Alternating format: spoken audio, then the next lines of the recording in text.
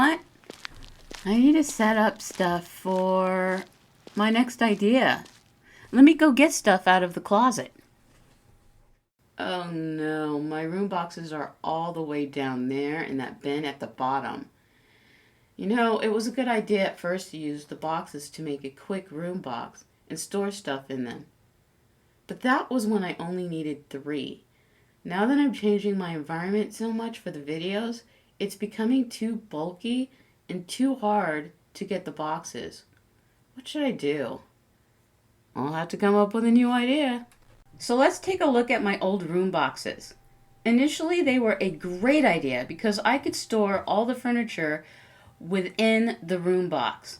I didn't realize I was going to go crazy with liking this whole changing the environment thing, so I quickly outgrew just 3 room boxes.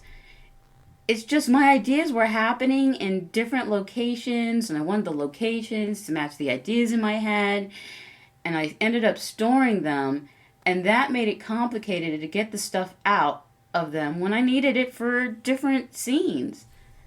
I quickly realized why Toya needed to use the foam boards.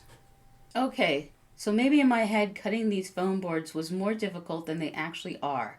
All I needed to do was cut a perforated line down the center and then fold it. I'm not cutting them to be any shorter.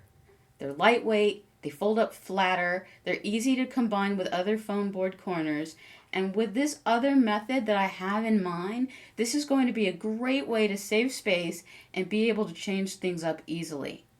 It can be one corner of the room with this fold in the center, or I can expand it out so that it covers a wider area of the room, or I can add another one and have 2 corners of the room or 2 rooms.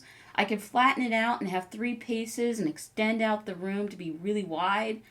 I have another piece that can work as a room divider in which I just perforated 8 inches in. This also allows me to have a smaller room off to the side, which can be like a bathroom or a galley kitchen or something else later on.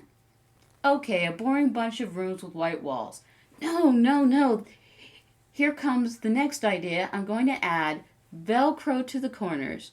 Then I'm going to cut poster boards to align with these corners, and I'm going to add Velcro to the poster board and to the foam board.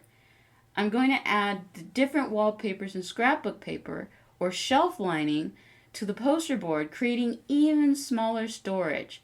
Now I can just easily add these different walls with wallpaper to the form board to change out these rooms.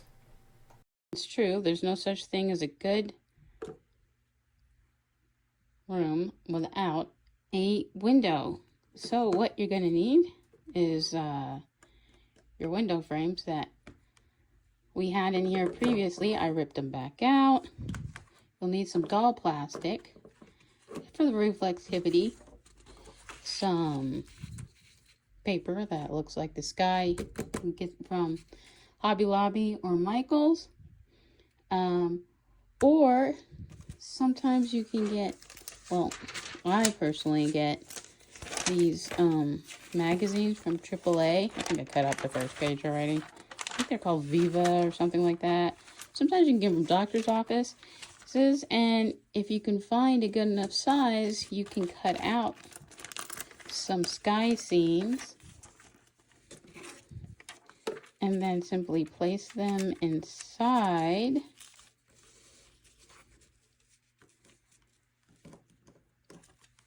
the glass.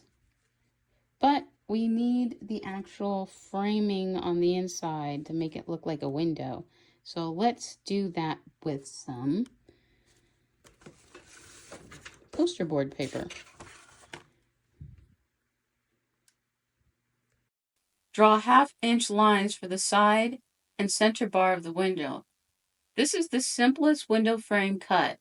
Otherwise, you'll have to fold in quarters and draw the lines for more complicated window frames. The whole purpose of this part of the project is to create background scenes that have the illusion of the outside world, so that when you see the window or the door, you know that you're looking outside the room. This means I no longer have to cut the foam board anymore. So to do that with this door, I'm going to use 3 different stock papers.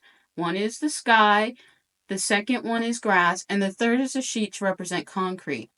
To add dimension, I'm going to fringe the edge of the grass shape to create blades of grass and the horizon to provide dimensionality. I'm just going to lay that straight across the sky piece. Just know that the closer you create the horizon means that the grass ends up closer to the door. And the further out you push the grass to where there is less sky means that the grass extends far into the distance. Then, using the concrete piece, you're going to create a slight angle going away from the door. And this gives the dimensionality of a walking path that extends away from the door. If you want to add like a charcoal piece, you could create a pretty wide angle for this concrete piece so that it looks like it goes out into the horizon and hits a road in the distance. I don't have that paper to show that right now. Maybe I'll do that in another video. The outdoor picture has the other Velcro side attached to the back of it, so I can change that scene if I wanted to. Or I could use the scene with another colored door frame. This idea is mostly useful for anybody who just wants to have one scene set up, but they want to be able to change it out quickly or frequently because the cost of the magnets can add up. You can get 20 for $12 to $14 if there's a deal. And if you're not gentle with them, they can break. However, they're so strong that if they break in a clean half, you've just created 2 perfectly good magnets.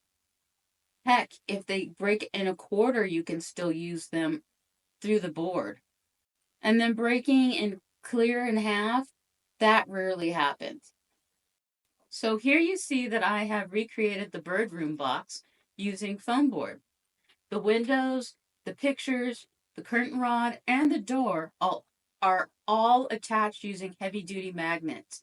I'll attach a link for the magnets that I used because there are a lot of magnets that are advertising themselves as heavy duty for crafting that show they can hold up a scissors, and they cannot. I hot glued a magnet to the back of the frames of the window and the doors. I can still attach lighter things like these acrylic mirrors just using putty. Otherwise, I can simply remove or add these pieces using a magnet at the back of the board. Each one of these poster boards has wallpaper on both sides. So I can also change the entire room just by swapping out the poster board. It's best not to go crazy and just use the wallpaper as an accent wall. Hopefully these ideas will help you to simplify your room boxes like it has helped me. If you have any questions, feel free to leave a comment below. Thanks for playing dolls with me.